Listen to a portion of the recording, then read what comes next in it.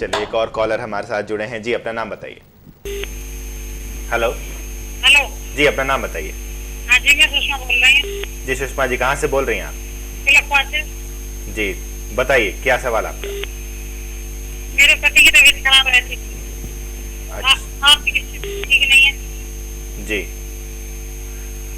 आचार्य जी, सुषमा जी जानना चाहते हैं कि इनके पति की तबीयत कहाँ से बोल रहे हैं सुषमा जी? तिलक नगर से बोल रहे हैं। बताएं। और पति की तबीयत ठीक नहीं रहती है और आर्थिक स्थिति भी नासय रोग और हरे सब पीरा, अरे जपत निरंतर हनुमत वीरा।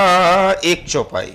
नासय रोग और पति पत्नी 40 दिन तक ब्रह्मचर्य का पालन करते हुए भगवान के मंदिर में जाकर के दीपक, घी का दीपक जलाएं और अगरबत्ती, वो धूप बत्ती जलाएं, घी का दीपक जलाएं और प्रणाम करके हम हनुमतये नमः इसका अगर पाठ करेंगे तो पति की रुग्णतावस्था वो भी समाप्त होगी और आर्थिक जनोपार्जन भी निश्चित हो जाएगा। जी, जो मंत्र उन्होंने बताया एक बार फिर से हम चाहेंगे कि हम हनुमतये नमः, नासय रोग हरे सब पीरा, हनुमान चालीसा मिल जाएगा, उसी में ये मंत्र भी मिल जाएगा। हनुमान चालीसा अगर आप पढ़ेंगे, नासय रोग हरे सब पीरा जपत निरंतर हनुमत वीरा, बस लो लगा लो, उठते बैठते सोत जागत शरण तुम्हारी। और ये मत सोचो कि होगा या नहीं होगा, ये सोचो कि 40 दिन। लेकिन एक बात और याद रखना, कहीं आपको 40 का आंकड़ा ध्यान रहे कि किसी तरह 40 दिन बीते, 33, 34, 35, 36, 37, अच्छा तो भैया जी कोई फल नहीं मिलेगा। याद रखना, स्मूथली होकर के, मगन होकर के सीताराम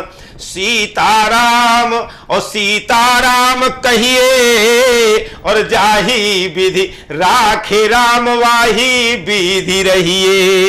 एक मंत्र दे रहा हूं, कहते जिंदगी की डोर सौंप हाथ दीनानाथ के और महलों में राखे चाहे झोपड़ी में बास दे। सब कुछ उसी पे छोड़ दो, जैसे राजी रखना वैसे वो राजी रखे। चलिए, जैसे राजी रखना है वैसे वो रखेंगे। एक और कॉलर इस वक्त हमारे साथ जुड़े हैं। जी अपना नाम बताइए। हेलो जी अपना नाम बताएं। हाँ, संजय दायमा, औरंगाबाद महाराष्ट्र।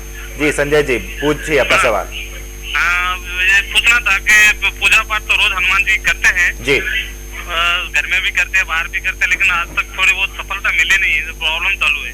जी किस तरह की समस्या से आप रूबरू हो रहे हैं? बस आर्थिक दृष्टि से समस्या है और बाहर भी थोड़े बहुत रुपए जो अटके हुए हैं वो भी आ रहे नहीं है। जी जी, तो वो हिसाब से औरंगाबाद से संजय जी कह रहे हैं कि हनुमान चालीस का पाठ तो वो रोज कर रहे हैं, उनकी पूजा तो रोज कर रहे हैं, लेकिन आर्थिक समस्या बनी हुई है और बाहर जो पैसे उनके अटके पड़े हैं वो भी नहीं आ पा रहे। देखिए, हनुमान चालीसा का पाठ करना एक अलग बात है, लेकिन एक मंत्र का बार बार रिपीटेशन, उससे जो वाइब्रेशन है, उसकी ऊर्जा है, वो बारंबार निकलेगी।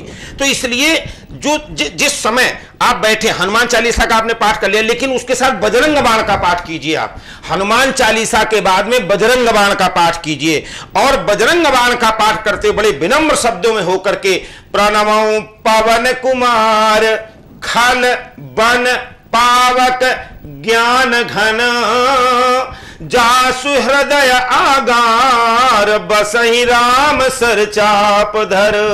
ये दोहा याद रखना, प्रणमो पवन कुमार खलमन पावक ज्ञान घन जासु हृदय आगार बसहि राम सर चाप धर। इस दोहे का पाठ, बजरंग बाण का पाठ बारंबार नित्य प्रति करेंगे तो निश्चित रूप से फायदा होगा। चलिए, एक और कॉलर इस वक्त हमारे साथ जुड़े हैं। जी अपना नाम बताइए। जी, मेरा नाम तरुण है। जी तरुण जी, कहाँ से बोल रहे हैं आप? औरंगाबाद से। जी अपना सवाल पूछिए। मुझे नौकरी के बारे में पूछना था। जी तरुण जी औरंगाबाद से नौकरी के बारे में जानना चाह रहे हैं। नौकरी नहीं, कोई तन दुखी, कोई मन दुखी, कोई घूमत फिरत उदास और थोड़े थोड़े सब दुखी पर सुखी हनुमान जी को दास। किसी को नौकरी चाहिए, किसी को शादी चाहिए, किसी, अरे भैया जी सब लोग मिलकर के, आप अलग अलग मत करो। अब आपकी नौकरी अगर अच्छी लगेगी तो विवाह होगा, विवाह होगा तो संतान होगी, संतान होगी घर चाहिए। अरे एक ही बार में सब कुछ निपटा करके, एक तो देखिए, दो चीजें याद रखें। जिस प्रकार से श्रद्धा और प्रेम के, आपने अभी थोड़ी देर पहले प्रश्न किया था, हनुमान जी सिंदूर की बात आपने बताई थी। मैं आपको बता दूं, भगवान हनुमान जी को सिंदूर बड़ा प्रिय है और लाल देह लाली लसै और उधर लाल लंगूर। देखिए गजब की बात, क्यों? ये तो मैं बाद में आप पूछेंगे तो मैं बताऊंगा, अभी विषयांतर हो जाएगा।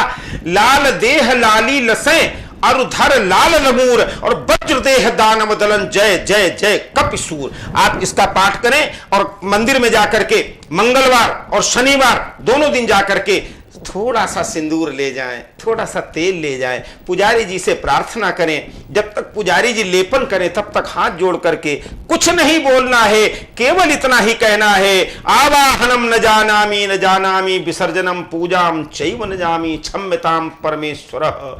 मुझे कुछ नहीं आता है, मैं तो आपका दास हूं, मैं तो आपका सेवक हूं। जब आप इस तरीके से प्रार्थना, तन मन धन तीनों से ध्यान रखना, तन मन धन, क्योंकि मन बिगड़ जाता है, धन भी बिगड़ जाता है। मंदिर में आप जाते हैं, आप देखते हैं सबसे फटा वाला नोट कौन सा है वो निकालते हैं, कहीं खोटा सिक्का पड़ा वो निकाल के दान करते हैं, नहीं करना चाहिए। पूजा के जिस दिन आपके घर में सत्यनारायण कथा होती है, आप खाते हैं 50 रुपए किलो वाले वो अपना चावल और कहते हैं आज पूता है सत्यनारायण कथा है तो राशन वाले चावल मंगवा लो 20 रुपए किलो वाले। ये सारी बातें आपके भविष्य को, आपके स्तन को, आपके मन को असुंदर बनाती हैं, विगलित करती हैं। इसलिए अगर आप ये पाठ करें श्रद्धा के साथ, विश्वास के साथ, नौकरी भी मिलेगी, घर में सुख रहेगा और परमात्मा सर्वांगीण विकास आपका करेगा। जी, तो परमात्मा सर्वांगीण विकास आपका करेंगे। और साथ ही साथ जिस तरह सिंदूर की बात आपने बता रहे थे, उस कथा को अगर आप, ये लंबा बहुत विषयांतर है, एक बार छोटे करके बता दे। देखिए भगवान को क्या प्रिय है, भगवान कहते मुझे कुछ नहीं चाहिए, मैं केवल एक चीज, भाव का भूखा हूं मैं, मुझे तो भाव। आप दीपक दिखाते हो क्या, सूर्य भगवान को दीपक चाहिए क्या? आप तुलसी दल चढ़ाते हैं, आप फल चढ़ाते, फल किसने पैदा किए? किसने पैदा किए? उसी ने तो पैदा किए ना। हम तो केवल प्रतिकार के रूप में, लेकिन अगर आप ये सोच लें कि यार चढ़ा देंगे भगवान तो लेगा नहीं, चलो उठा लें, प्रतीकार। तो सिंदूर भगवान है। मां भगवान राम राघवेंद्र सरकार का दरबार सजा था, सभी लोग बैठे हुए थे। भगवान वापस लौट करके पुष्पक विमान आए और प्रार्थना करते, अवधपुरी मम पुरी सुहामनी यद्यपि सब वैकुंठ बखाना, अवधपुरी समा और प्रिय नहीं सो, अरे यह प्रसंग जानई को। अवधपुरी में बैठे हुए हैं, दरबार लगा हुआ है, सबके हीरे मोती जवाहरात सब मंगाए गए हैं, सबको दिए जा रहे हैं, सब प्रफुल्लित हैं। अंत में देखा मां भगवती सीता ने, हनुमान जी को कुछ नहीं दिया गया। माता ने अपनी सफेद मोतियों की माला निकाल करके हनुमान जी को दी, कहने लगी बेटा आपको कुछ नहीं दिया, आपको ये देते हैं। राम जी ने देखा, मुस्कुरा पड़े। हनुमान जी वहां से लौट करके आए, ये पहला उदाहरण, वहां से लौट करके आए और उनकी माला में राम को न देख करके, इसके बाद में आपको पता है अपनी छाती को चीर करके उन्होंने राम सीता दिखाए। उसी प्रसंग में आता है, भगवती सीता जब रात्रि में सिंदूर, प्रातः काल सिंदूर लगा रही थी, तो हनुमान जी ने कहा मां ये आप लाल लाल रोज क्या सिंदूर लगाते? कहते इसको देख करके भगवान राम राघवेंद्र सरकार प्रसन्न होते हैं। होता है, आप सुन लें, आप पूजा करें न करें, आप व्रत करें करें, आप दान करें न करें, अगर आपकी कर्म निष्ठा है, आप जहां नौकरी कर रहे हैं वहां पर बैठ करके अगर आप 8 घंटे सही ढंग से काम करते हैं तो निश्चित रूप से आपको उसका फल मिलेगा। चलिए जी, पूजा का और उसका। तो माता जी लौट करके आई, तो उन्होंने कहा राम जी को प्रसन्न करने के लिए, तो हनुमान जी बाहर गए और वहां से अपने पूरे शरीर में सिंदूर लगा के राम जी के सामने खड़े हो गए। उन्होंने कहा हनुमान जी ये सब क्या करके आए? कहते माता जी ने कहा था कि सिंदूर लगाने से भगवान प्रसन्न होते हैं, मैं तो पूरे लगा लिया। भगवान ने आशीर्वाद दिया, कलयुग में जो भी आपको सिंदूर चढ़ाएगा उसको सुख प्राप्त होगा। इसीलिए अप्रतिम सेवक, मैं अंत में केवल एक शब्द कहूंगा, सेवा करना चाहिए, अपने मालिक की सेवा करें, क्योंकि जो रोजी रोटी देता है निष्ठापूर्वक अपना काम निष्ठापूर्वक करें, और जो श्रद्धा और निष्ठापूर्वक मंगलवार का व्रत रख के, शनिवार का व्रत करके भगवान के मंदिर में जाके चूल्हा चढ़ाते, हनुमान चालीसा और बजरंग बाण का पाठ करते हैं मन से, उनके निश्चित रूप से, आज हनुमान जयंती के अवसर पर मैं बता रहा हूं, निश्चित रूप से मनोकामना पूर्ण होगी। इसी के साथ में हनुमान जयंती के अवसर पर हमारी शुभकामनाएं और इस पूरे परिवार की ओर से शुभकामनाएं। चलिए आचार्य जी, इतनी अच्छी अच्छी बातें और ज्ञान दिया आपने हमारे दर्शकों को, इसके लिए बहुत बहुत शुक्रिया। फिलहाल हमारे इस खास पेशकश पे आज बस इतना ही, हमें दीजिए इजाजत, नमस्कार।